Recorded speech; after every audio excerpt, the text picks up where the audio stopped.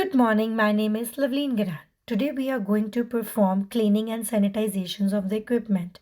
We are going to manually clean the instrument from bodily fluids and the debris to inspect and lubricate instrument for the preparation for the use of disinfectant or sterilizations or sanitization.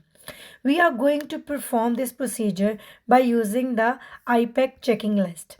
In IPAC checking list is the Infection Prevention and the Control Canada checklist, in which it supports clinical office practice in examining, evaluating, and comparing the current IPAC practices using the provincial recommendation. We are going to perform the checklist on three equipments: knife, spoon, and fork. To perform this procedure, I'm going to wear the PPE kit. Before wearing the PPE kit, that is personal protective equipment, I have to wash my hands.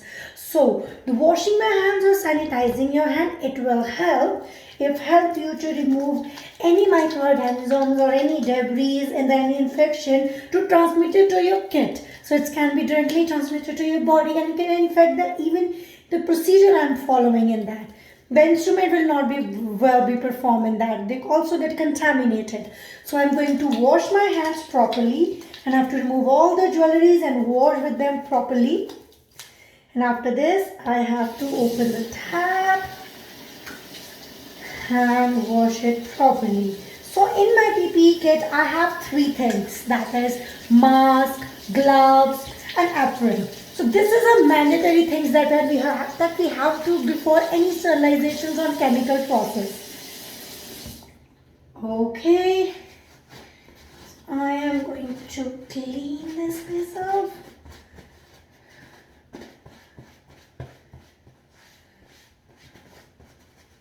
So I have to dry my hands very carefully so that they should not be any moisture left, because moisture can lead to growth of an organism or it should not be cleaned well. So my hands are super clean. I'm going to garbage the right here. So next process, we are going to put on the PPE kit. Now I'm going to wear the PPE kit, which consists of apron, gloves, and mask. So it starts with, first we have to wear apron. After washing my hands, I have to wear apron, and after that I have to wear face mask or the face shield, and then I have to wear the gloves. So let's start with apron. The use of this wearing this apron is it will help to any spillage of the chemicals we're going to use for the cleans and everything on your body, because it can further going to it's for that it will further going to increase the growth of microorganism. So the apron should be a new one. New means it should be washed or dried properly. Any soil or any wet aprons going to lead to increase the microorganisms infections, and that will not clean of the instrument as well as of ourselves also. So first one, I'm wearing apron. The second, I'm going to wear the visor, which is also known as mask. So this mask is very effective. So by this, I am going to protect my eyes as well as my mouth, because I know it cannot be as visible for me, but it is very clear visible. I can see anything with the procedure I am following it. It will help any microorganism, any chemical spillage or anything to coming in contact of near a mouth or anything, because we have open things in our mouth like a mouth or eyes. If any microorganisms spill it, it should be on the visor or on the shield. They should not be coming to the on your face. It will be help to prevent any growth of microorganisms. So next part is I'm going to wear the gloves. So let's start at wearing the gloves. So these gloves will help to clear everything. It will also help to clear off every part. It will help to perform the experiment. It will help from your hand to transmitting any microorganism from one place to another one.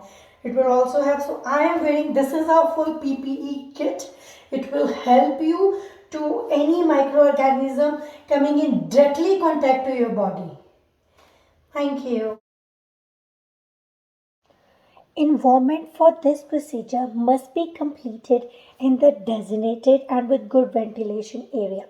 The reason behind this is it will help to prevent any exposure of biological as well as chemical agents.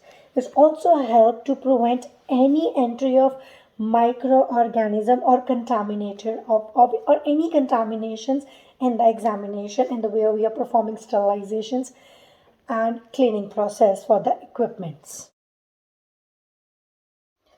Now I'm going to start the washing of the instrument.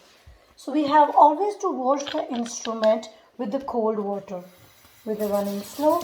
So washing the instrument with the cold water we have to use with the properly scrubbing them with the detergent also.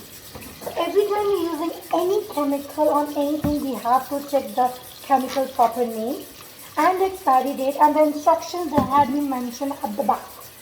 So every time we have to check this thing. So wash the equipment properly and after washing it with the cold water, it will help to prevent any microorganism to enter. We have to put this on the muslin clothes and have to clean the clothes very well. After washing every equipment, we have to clean this.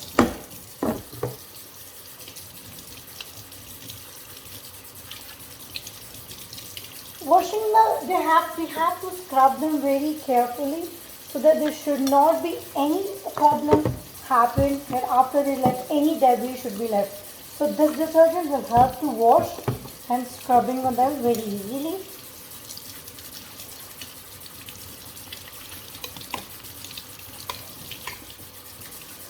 After washing all of the equipments, we have to clean them with all instrument there. As I know, my gloves are not sanitized, so I am using a specific tongue to moving this instrument to this station.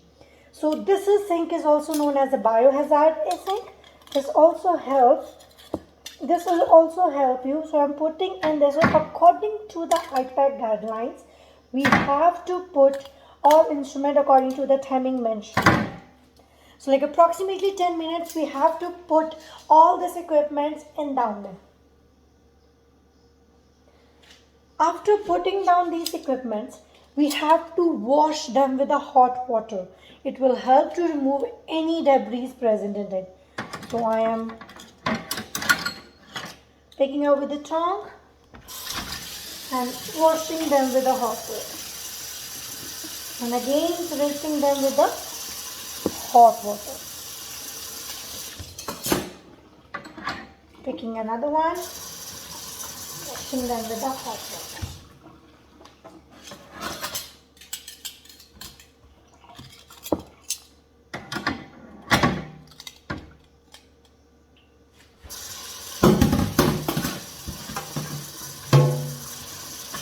Okay. After washing and rinsing with the hot water, we have to place them back. And our next step is we have to clean them. So we have to either in a muslin cloth or with a paper towel, we have to clean these instruments. We have to clean it very well so it should not be help any corrosions or anything. So I'm going to clean this one.